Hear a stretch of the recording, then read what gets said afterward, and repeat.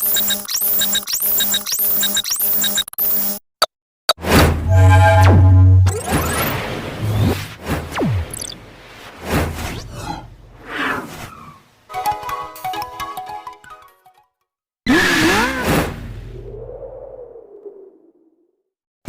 out po tayo dyan sa ating kamaster na si Kamaster Kare Perinya ng Laguna. At kay Ma'am Karen Klein Rodrin. Ma'am Karen Klein Rodrin, maraming salamat po. Then next ay si Sir Roland Lamoste. Sir, maraming salamat po sa iyo.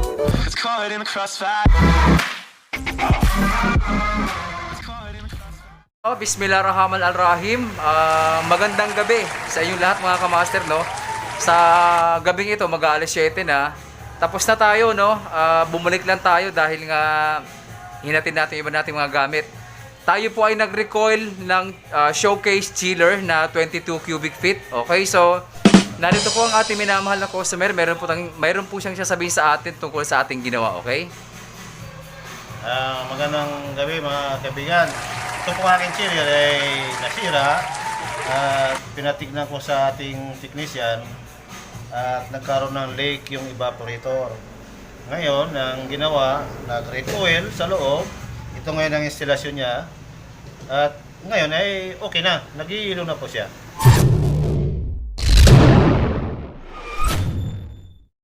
So ayun mga kamaster, no, ito yung ating apat na sheet na aluminum. Okay, so yun yung ating 3/8 na copper tube, yun ang gagamitin natin. Okay,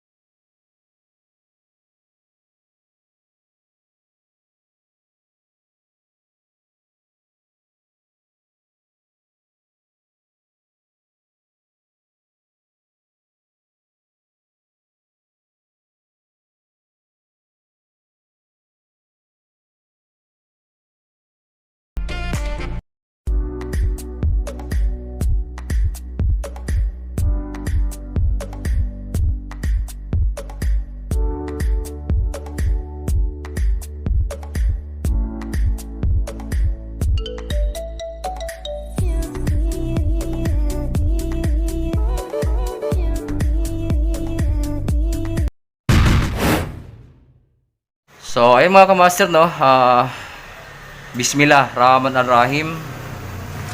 Assalamualaikum dyan sa ating mga kababayan sa Middle East, no, sa Baal Kahir. So sa araw na ito yung pinakihintay natin na tayo po ay magre-recoil ng showcase chiller na ang tatak ay Fujidenso. So kung inyo mapapansin mga kamaster ay meron na tayong coil, no, pero nilagay ko lang dyan, hindi pa nakafix yan. Pero may napapansin kayo na may yung coil nakalagay sa aluminum panel. Okay, so ganyan po ako mag-recoil ng isang showcase chiller, particular kapag Fujidenso o kahit anong brand yan. Ngayon, particular tayo sa Fujidenso. So kapag ako nagre-recoil mga kamaster, binubuo ko yung coil sa bahay. At nagpo-provide ako ng aluminum panel para nang sa gayon, mas makakatulong yung aluminum panel sa distribution ng ating yelo, ng ating refrigerant, ika nga, ng ating refrigerant. Kasi kapag ang refrigerant nag-freeze tapos ang pinagkakapitan niya ay aluminum, so malaking tulong yun mga kamaster. Okay, so mas lalong lalamig ang ating chiller kapag ka ang kinalalagyan niya ay aluminum din. Okay, so kung ating mapapansin, nilagay ko lang yan dyan, hindi pa yan nakafix. Dalawang panel yan mga kamaster, magkahiwalay. Okay, so ito na yung mga gamit natin. Yan, kompleto na tayo. So sundan nyo po ako sa araw na ito upang malaman nyo kung paano natin to i-recoil. Although binuo ko na to sa bahay, no? So medyo matagal nga lang talaga bumuo ng coil, no? Then naghanap pa tayo ng although mayroon naman tayo mga suki, pero malalayo kasi dito sa San Jose del Monte. Wala akong masyadong alam, pero sa awa ng Diyos nakakuha naman ako ng mga tindahan na nagtitinda ng mga aluminum. Okay, so ayan, magsimula na po tayo mga kamaster.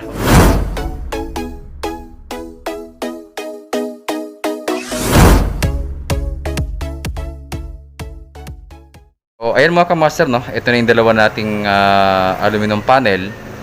So yung coil ay atin na lang binuo sa bahay. Okay, so kung ating mapapansin, gumamit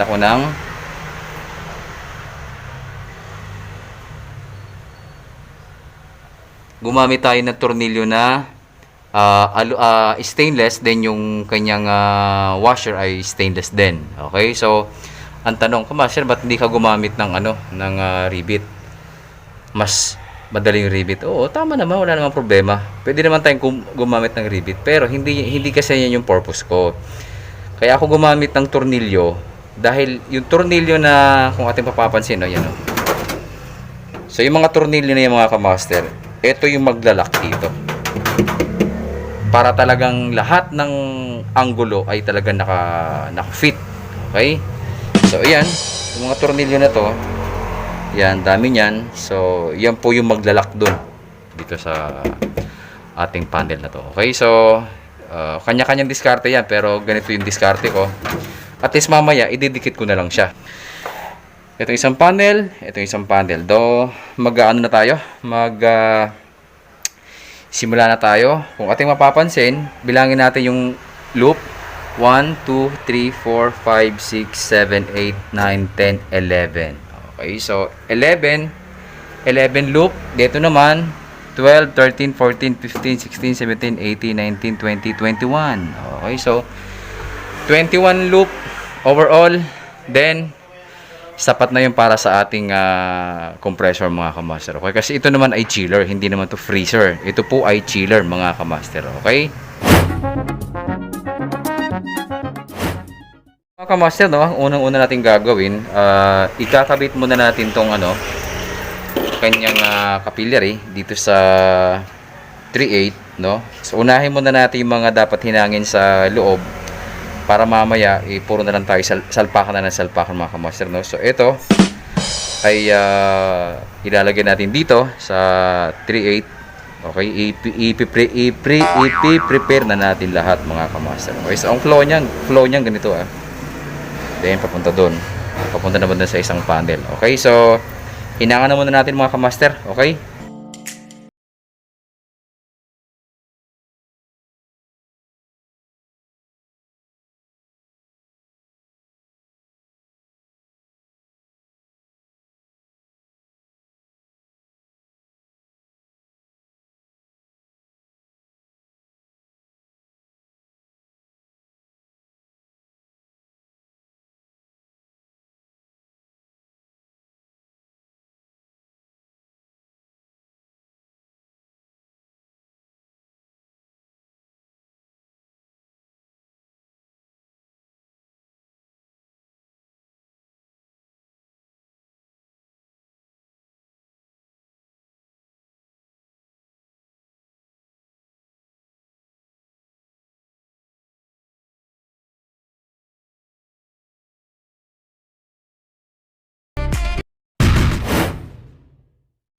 So, ayun mga kamaster, no, naiswag na natin to. Then, hihinangan na lang natin to, pero ipo-pull out muna natin. So, ito yung kinagandahan na sinasabi ko mga kamaster, no. Ayan, nakadikit na siya, pero ilang tornilyo lang yan. So, pwede mo po siyang iusog dito. Okay, so, ito naman, accumulator. Ang ginamit kong accumulator ay 3/4 na copper, no. So, mas kasi to talaga, mas biting talaga to. May 3/4 na, na copper na. Okay, so, pagkatapos na itong mahinang, kasi ipupulot natin yan para mahinangan natin para iwas sunog dito mga kamaster, no? So kapag nahinangan na natin to, ang isusunod na natin yung accumulator, yun dito. Yan, pag ganun siya. Yun, tapos diretso dun mga kamaster. Doon na lang tayo magbubutas sa kabila, okay? So ganun yan. Yun, no? Ha? So ayan, tara. Ito yung ating capillary. Nag-aantay na siya. Okay na rin yan. So, dalawang hinang lang. Isa, then yung ating accumulator na fabricated na 3/4 copper. Okay? So, simulan natin.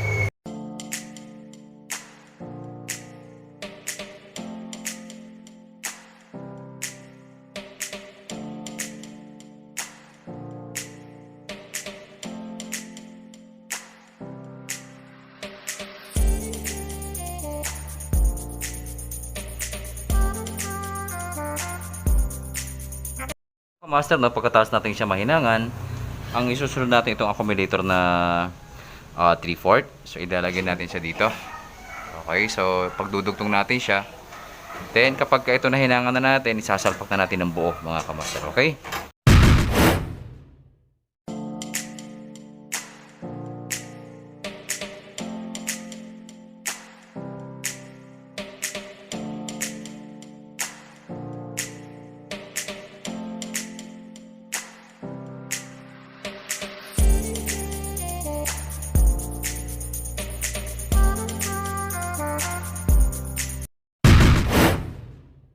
So, ayun mga kamaster, no, pagkatapos na natin mahinangan itong accumulator, ang gagawin natin, magbubutas muna tayo doon. Dahil pagkatapos natin magbutas, isasalpak na natin ang buo. Then, higpitan natin yung mga tornilyo doon para doon tayo sa labas mag-focus mga kamaster, okay?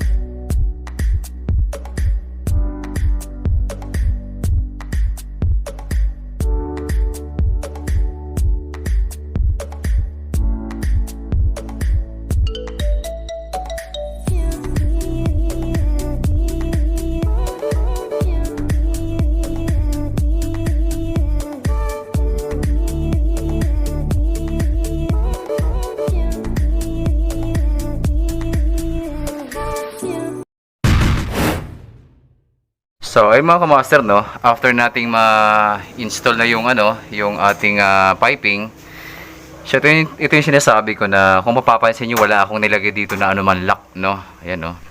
So, wala tayong nilagay na anumang screw dito sa gilid para malak. Ang pinaka-lock na ito mga kamaster, ito yung mga yung mga clamp niya, no. Kaya apatan siya. Okay? So pagka hinigpitan natin to, ito, yung tornilyo ay talagang kapit na kapit dito sa kanyang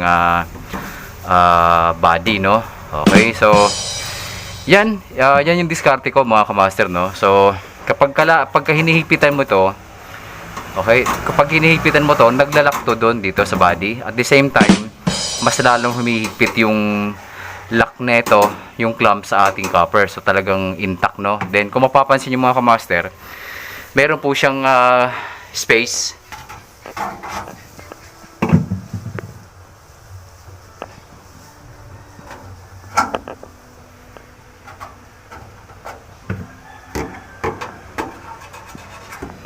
Okay? So, kung napapansin nyo, may space siya sa likod, no?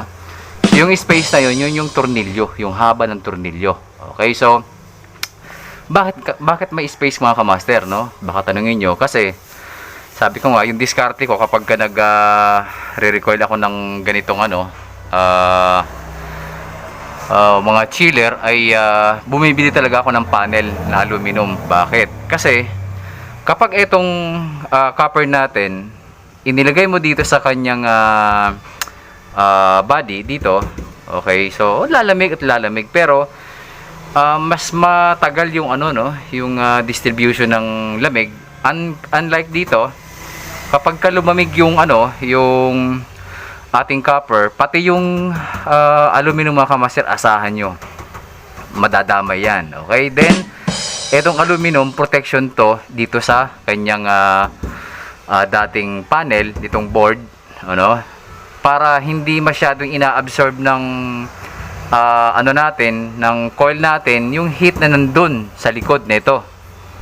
Kasi kung mapapansin nyo, yung original niya nandito sa loob. So ang lamig niya pag ganun. Okay? Ngayon kapag ito nilagay natin dito, ang mangyayari, obligado na kapag ka nag-freeze out to, obligado na pati yung heat dito sa loob ay maaano niya rin, kumbaga pati yung load dun sa likod, obligado mapalamig niya. Unlike dito, nakafocus lang to dito, puro lang loob. Okay? Then yung heat na nandito, unti-unting ina-absorb nitong panel. Nakukuha niyo ba kung mga kamaster? Ulitin ko, no? Itong aluminum board natin, ina-absorb na ito yung heat na nandito sa panel. Okay? So, ito yung nag-a-absorb, hindi na mismo ito. Dahil kung ito mismo ilalagay mo dito, lalamig, pero mas, alam mo yon, yung mas matagal. Kasi nga, pinalalamig niya na itong buong sa loob, then obligado niya pang, alam mo yon, kasi may ano dito, may mainit yan dito mga kamaster, no? So, ang tendency, medyo nahihirapan. Hindi naman kaya medyo matagal nga lang yung sistema ng pagpapalamig, no? Unlike dito, ayan, pag may aluminum board tayo, aluminum panel, ang mag-a-absorb na ng heat dun sa likod ay ito ng ano, aluminum. Dahil kapag lumamig tong copper, sigurado yan, kakalat namin dito yung lamig niya mga kamaster. Okay, so ayan, higpitan na po natin. Ayan, kung ating mapapansin, yan, ito yung lock natin. Ayan. Okay, so ito yung ginawa nating ano, apat na lock. Talagang swabe yan mga kamaster, no? Yan, no? So paalala, yung ginamit nating tornilyo ay stainless. Okay, stainless na tornilyo, then stainless din na washer para talagang walang kalawang. Okay, so hayaan mo na. Sabihin nila na magastos to, hindi naman magastos. Talagang yan ang ano natin. Kung gusto mo ng quality, hindi kalidad na trabaho, kailangan mag-invest. Okay, so kapag dinipid natin yan, asahan mo na yung trabaho natin ay, alam mo na. Okay, so yun yung dalawang fan. Mamaya-maya ayusin pa natin yan. So, pinakita ko lang sa inyo kasi kakakabit ko lang. So yung isa ganun din. Higpitan pa natin yung mga kamaster, yung mga connection na yon, yung clamp. Okay, so at least nalaman nyo na kapag ako nagre-recoil, gumagamit ako ng panel na aluminum.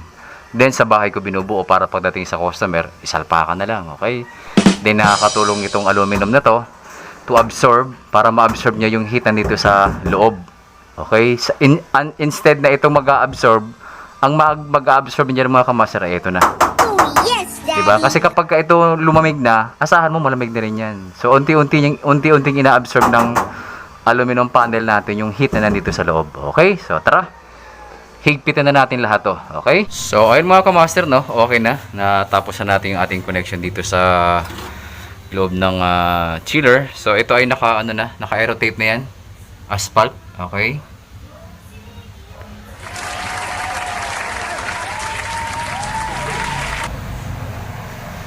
so alalahanin yung mga kamaster, no, kung ating mapapansin, yung ating accumulator, no, yung ating accumulator ay naka ganun, ano, may position talaga siya. So kailangan at least nakatingala o nakaganon. Wag lang yung diretso o nakaganon. Bakit?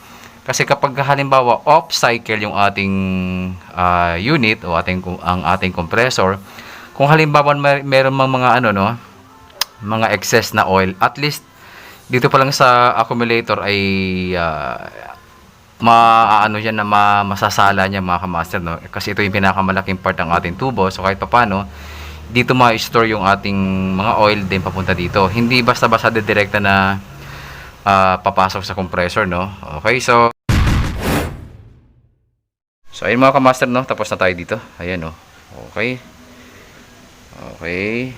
So ganito yung flow niya mga kamaster, okay? Pag yan. Yan, hanggang doon. Punta doon. Ikot hanggang papunta sa accumulator, pabalik sa suction. Okay, so doon na tayo sa likod.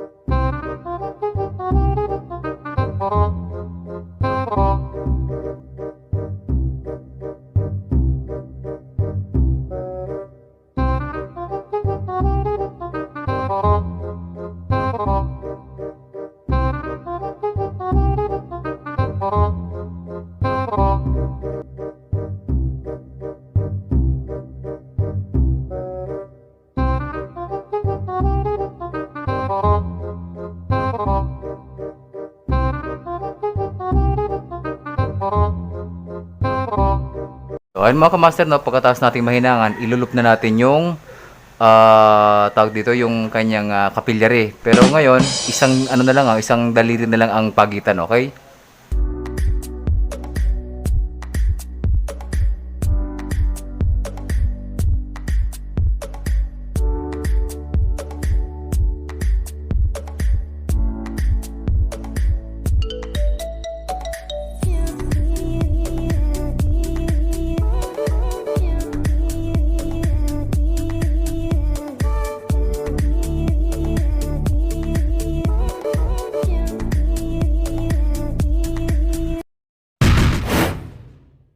So, ayun mga kamaster, no, kung ating mapapansin ay nailagay na natin yung ating capillary. Yung pagitan niya isang daliri, yan. Okay. So,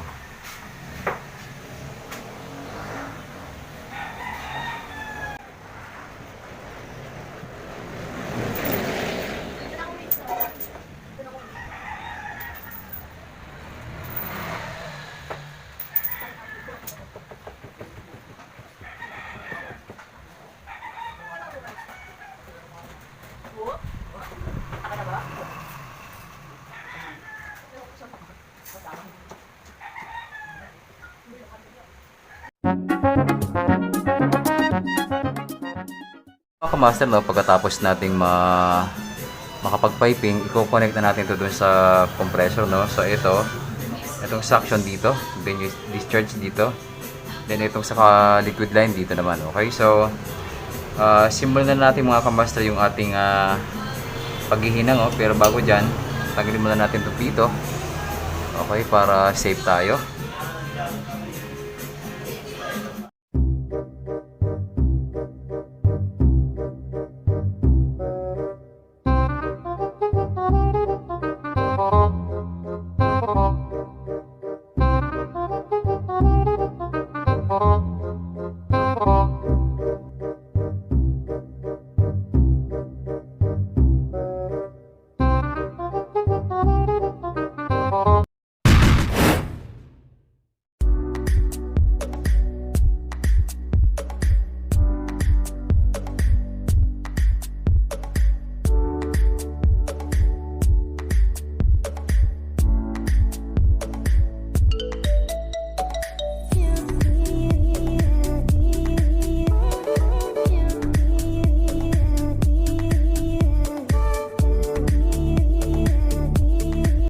Ayun mga kamaster, no, na-connect na natin lahat ng connection. So ito na yung pagkakataon na magpa-charging muna tayo, okay?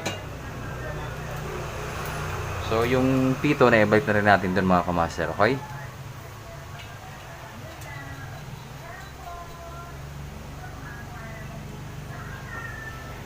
Then buksan na natin itong tangke.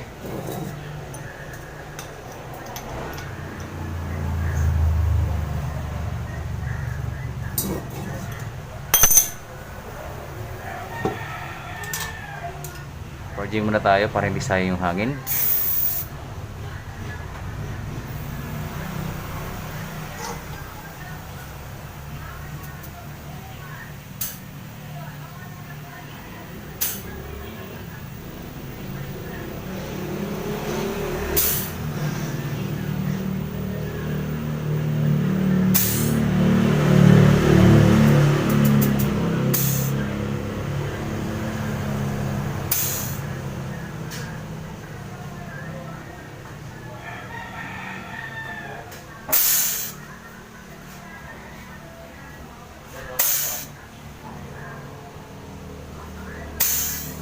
Then, hinala natin ang bahyato mga kamaster, no?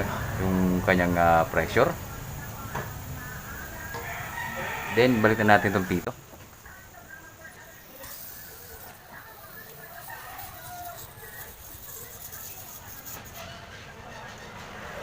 So, ayun mga kamaster, no? Magbabacuum na tayo. Etong blue, nilipat ko muna yung dilaw, nilipat ko dito, no? So, itong blue, yung nasa gitna ay sa vacuum pump.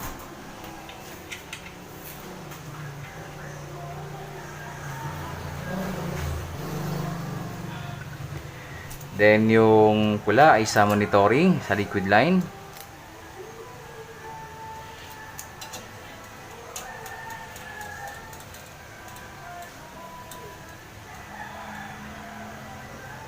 Then, plug na natin.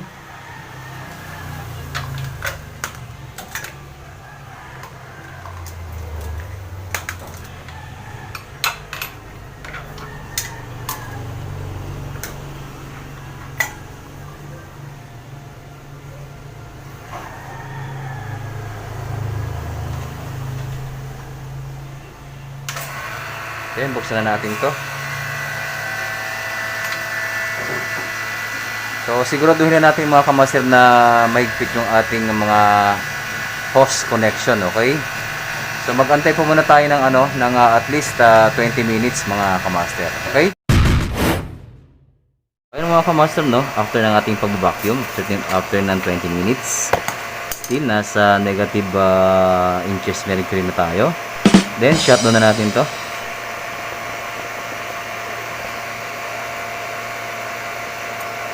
Off na natin.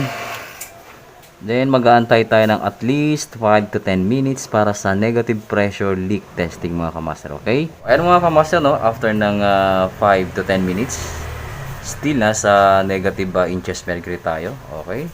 So ito yung pagkakataon na mag-i-initial tayo ng at least 20 psi. Then papa-under na natin, okay?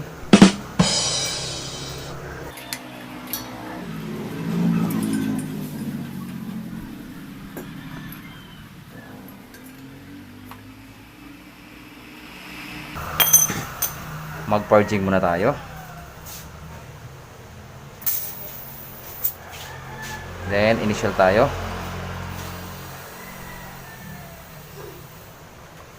At least 20 psi mga kamaster, okay?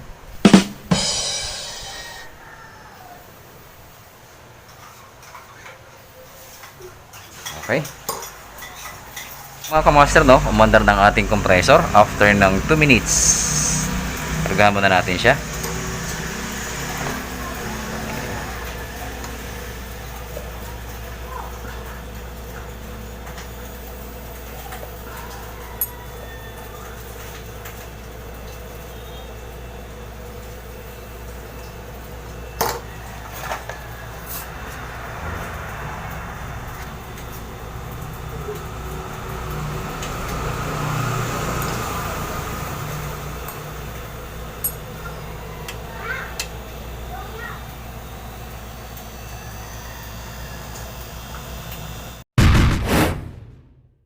So, ayun mga kamaster, no? Kargahan lang natin. Yun, no? Pwede, pwede. Kompletuhin muna natin mga kamaster yung kanyang pressure. Pwede, pwede.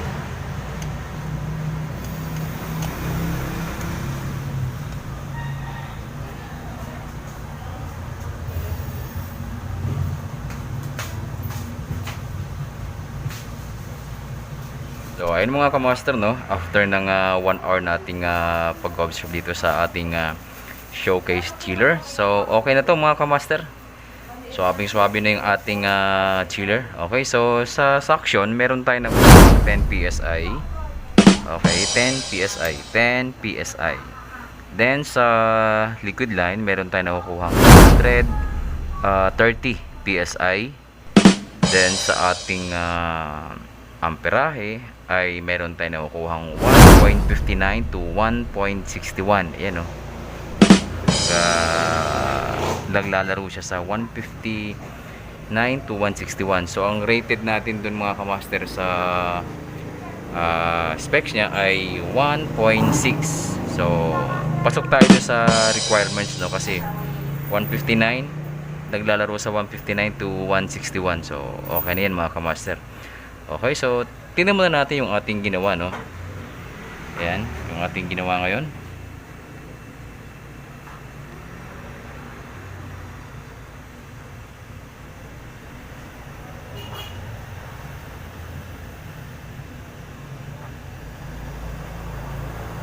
So yan, no, lumiko siya dun mga kamaster, din pumasok dun.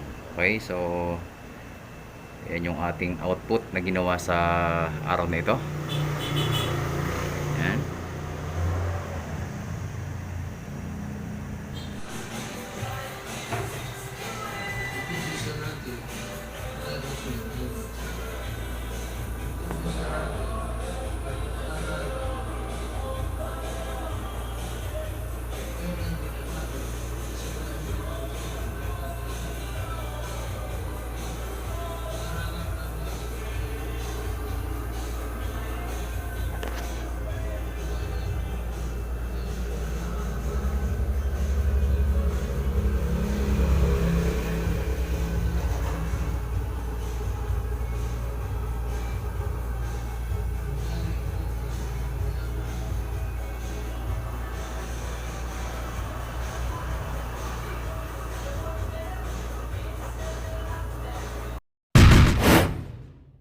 At pinatignan ko sa ating technician at nagkaroon ng leak yung evaporator.